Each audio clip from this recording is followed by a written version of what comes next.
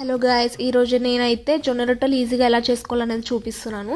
So చాలా మందికి జొన్న రొట్టెలు చేసుకోవడం రాదు కదా ఇంట్లో. సో ఈజీ ప్రాసెస్లో నాకు కూడా ఫస్ట్ రాదు, 2-3 టైమ్స్ ఈ ప్రాసెస్ ట్రై చేసి నాకైతే పర్ఫెక్ట్గా వచ్చాయి లాస్ట్కి. సో మీరు ట్రై చేయండి, మీకు కూడా ఖచ్చితంగా వస్తుంది. దీనికోసం నేనైతే 2 కప్స్ పిండి తీసుకున్నాను, 1.5 కప్ వాటర్ అయితే హీట్ చేసుకున్నాను. జొన్న రొట్టెకి మనం హీట్ వాటర్తో మాత్రమే మనం డఫ్ అనేది ప్రిపేర్ చేసుకోవాలి, అప్పుడే పర్ఫెక్ట్గా వస్తాయి రొట్టెలు.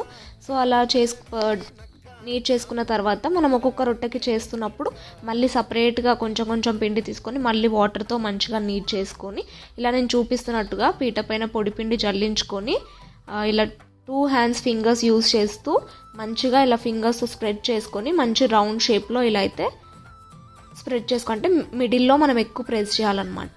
చేసుకున్న తర్వాత మళ్ళీ పీట పైన పొడిపిండి వేసుకొని ఇలా మనం ఫింగర్స్ యూజ్ చేస్తూ మంచిగా జొన్న రొట్టెని అయితే ఇలా స్ప్రెడ్ చేసుకోవాలి మొత్తం.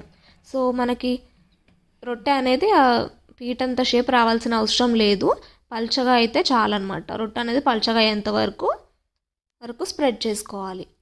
సో మనకి పిండి అతుక్కపోతుంది హ్యాండ్స్కి అన్నప్పుడు స్ప్రెడ్ చేయడం, రొట్టె కొట్టడం ఆపేసేయాలన్నమాట.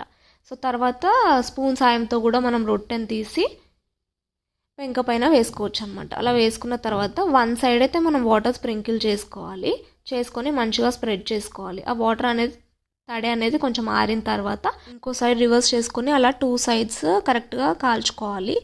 సో ఈ జొన్న రొట్టెలు అనేవి మనకి హెల్త్కి కూడా చాలా మంచివి.